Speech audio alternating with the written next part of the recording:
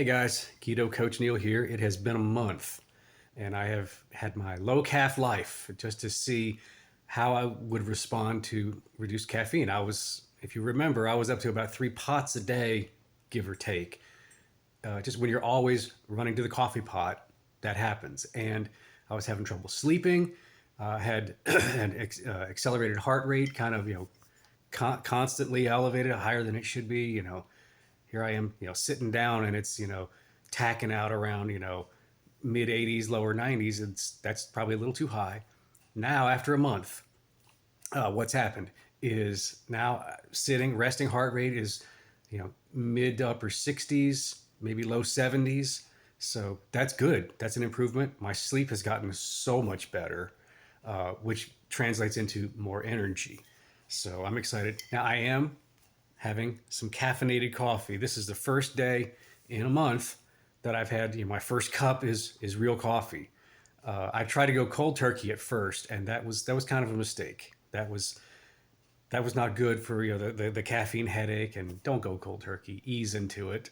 And I wrote an article on PHDsynergy.com. Check it out on how to stair step that and why. But today is the first day that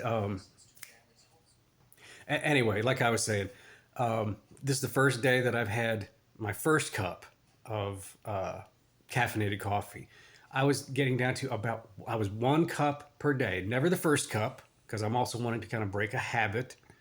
But, like the second cup, I'll have a cup of decaf, maybe two before I go out to work or do whatever. And then like my one travel cup might be like a half calf. I might have another half calf when I get to work or a client. But then it's decaf the rest of the day until around 6 o'clock or so. And then I kind of cut all that off because even decaffeinated coffee, decaf doesn't mean caffeine free.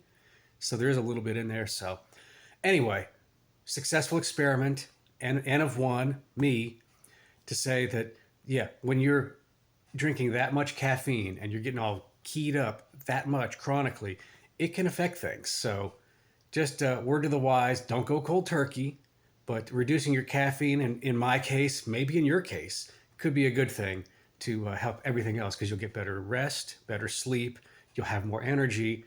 You can do all the things outside of the diet part of a proper human diet, proper human lifestyle. So just keep that in mind, because everything works together. The sleep affects the activity, affects the diet, affects the sleep.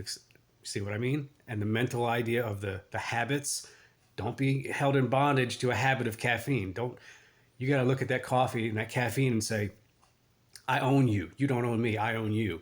I control what I put into my body. Just like what I put in my mouth, in my food, I'm not a slave to caffeine, and you don't have to be either. Anyway, guys, just a quick update on my Low-Caff life, and we will see you later.